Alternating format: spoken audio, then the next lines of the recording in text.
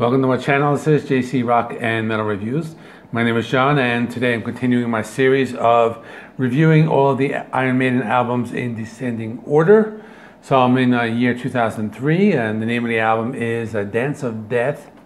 But before I begin, if you're new to this channel and you haven't subscribed, please subscribe. I do rock and metal reviews, rankings, and more.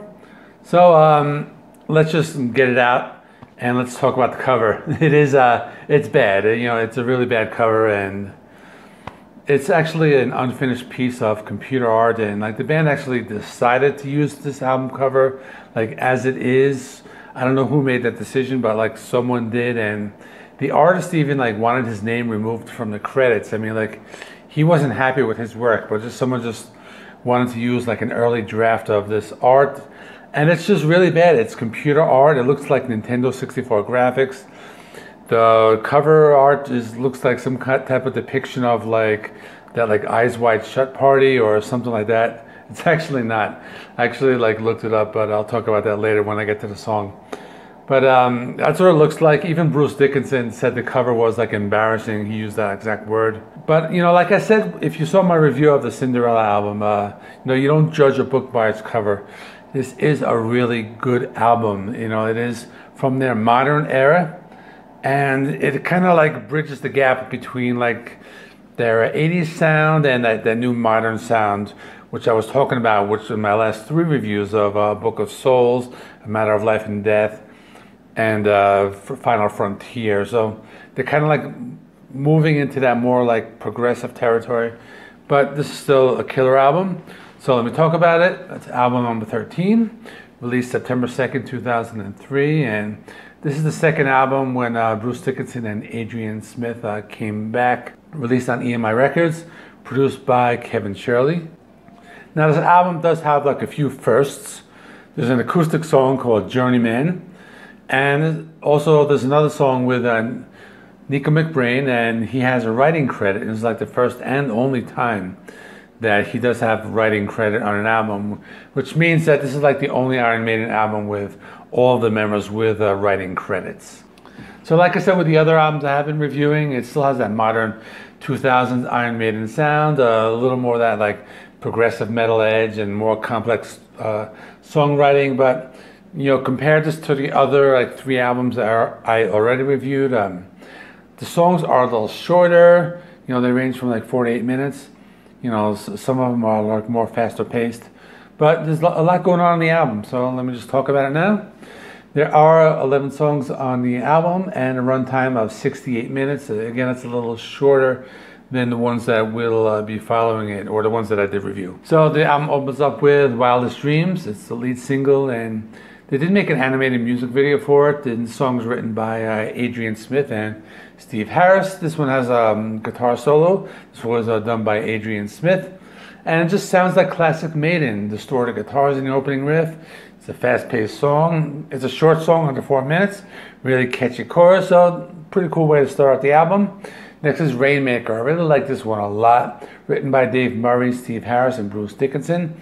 This is the second and final single. Now, the name Rainmaker came from the idea that Bruce Dickinson thought the opening riff like made him think of like raindrops. Now, I didn't really hear it, but that's kind of where he got it from. So they kind of like developed the song out of that concept. There's a music video for this one, pretty cool. And it has a melodic opening riff, and it moves at like mid-pace. This is one of the shortest, I think it is the shortest song. And it's also like the catchiest song. It just has that like really like almost like a radio-friendly sound. It's a really cool drum beat, pretty cool power chords, and some melodic lead guitar playing as well. Next is No More Lies, written by Steve Harris. Now this is when you go to that like progressive like Maiden with the long songs. So it has like the slow, clean guitar intro, melodic lead guitar parts. So Bruce's vocals start out soft, but once the chorus comes, it kind of like belts out the chorus. And this is one of the songs has really a heavy chorus. Really like pounding drum beat, and really cool. Now the second half gets even faster, has that like signature like Maiden gallop, has some keyboards and pretty cool like atmosphere to the song. And the song has lots of solos and tempo changes and well. And just please excuse the cats and dogs fighting. Okay, let me continue. Next is a song called Monsegur. I'm not sure if I pronounced that right. Written by Nicko, Steve Harris, and Bruce Dickinson. The lyrics are based on history. It's the fall of the Cathar stronghold, and I'm not really going to get into it. It's just basically a historical event. Kind of a heavy song. Has some heavy guitars in the intro. Sounds like classic Maiden. Has like a fast pace to it. And even though it is one of the heavier songs, it has a lot of melody in the chorus, and it is a memorable song. And this is like one of those songs I think would fit well on like the Power Slave album. Okay, the next song is the title track. This is the one I was playing in the intro. Written by Nicko and Steve Harris, one of my favorites. This is actually based on the final scene of a 1957 Ingmar Bergman movie called The Seventh Seal. Now I'm kind of going into this like thinking it's Eyes Wide Shut, but it's actually not. Now this is one of those songs they play live a lot. And they have a really like elaborate stage show for this particular song. The members wear masks. There's like a Grim Reaper during the stage show, and you know they kind of like really go all out. So this is like one of those like crowd favorites. It's another long song. Has a slow melodic intro. It reminds you a lot of Fear of the Dark. Kind of has a big epic sound, and 3 minutes into the song, kind of goes into this pretty cool like folk metal riff. Does start to pick up the pace after that. The drums and the power chords come in, and there's lots of solos. This is a really great song. It's like about like a 7 or 8 minute song. Next is Gates of Tomorrow, written by Nicko, Steve Harris, and Bruce Dickinson. Now the intro reminds me of something from those like Blaze years, like the that kind of like type of riff. It's a fast-paced song, like a steady drum beat, shredding solos. And the song's a little over 5 minutes. Next is New Frontier. This is the song I was talking about before. This was written by Nicko McBrain, Adrian Smith, and Bruce Dickinson. So Nicko McBrain recently became a born-again Christian at this time. And he wanted to write a song about like the moral conflict of like human cloning. So it's a very like deep song, and it kind of like reflects, you know, his particular beliefs. Does have this classic Maiden sound, has the power chords in the intro. Pretty cool guitar tone, and has a cool intro riff along with the bass sound. Next is a very like big epic song called Passchendaele. This is based on a battle during World War I. I think it's called the Battle of Passchendaele. Written by Adrian Smith and Steve Harris. This is like a very long song. It's progressive, lots of tempo changes. Has a slow intro. The intro riff almost sounds like a keyboard. I guess it's the guitar, but it might not be. But it's followed by some like heavy guitars, like din din din din din. The first verse has like these cool power chords, and about like 3 minutes it goes into like another one of those riffs like that folk metal. I'm hearing a lot of that on this album. Then it goes to another riff of something like neoclassical with like a distorted guitar. I like that one. Now at almost 5 minutes, the riff kind of captures the sound of that classic Iron Maiden. Almost like going back to like that first album, like that like particular sound. So this is like one of those like songs that's like a long song. I think it's about around 8 minutes or so, and it just like packs like everything into it.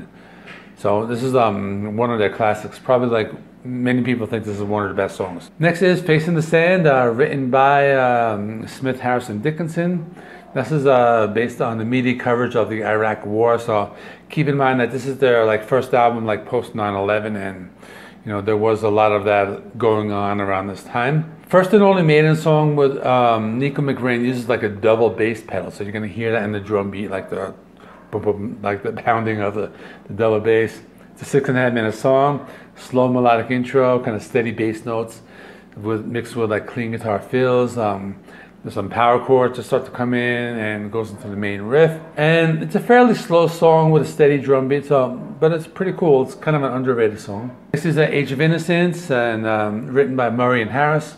This has a slow atmospheric intro, a melodic solo, and it's a 6 minute and 11-second song. So at this point in the album, they start to like put their like longer songs like towards the end, and I think that's kind of a pattern that they will be doing. There are some like chugging guitars in the first verse, and the chorus is very like melodic in this one. It's just one of those memorable choruses. A really thick and heavy bass part about halfway through the song. That sounds really cool.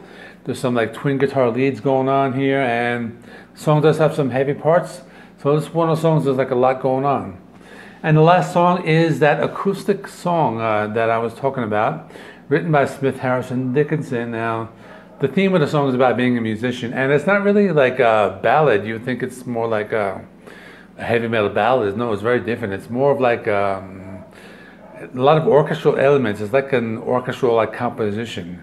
You know, there's a lot of like acoustic guitars playing like these like classical guitar parts, but it's also like a song, and it's like catchy. You know, it's one of those stick in your head songs. You know, it's very memorable. And as of the recording of this video, it's like the only acoustic song that Iron Maiden has written, but I do think that they will be introducing some more like acoustic guitars in the new album.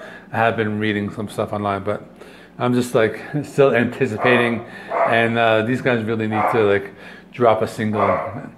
But anyway, this is a really good album despite the album cover. It is just one of those albums that is kind of like moving into that progressive territory. A really great album. It's very memorable, and that is it. So let's comment below and we'll talk about it. Tell me what do you think of this album. So coming up next, tomorrow I'll do my review of the Metallica's Black Album. And this weekend I was gonna do, actually I might do a Lorna Shore, because I just heard one of her singles and it sounded pretty good on Friday. The Who's Next 50th anniversary, and a video with Brian. So thanks for watching. Check out the other videos over here. I'll see you in the next one.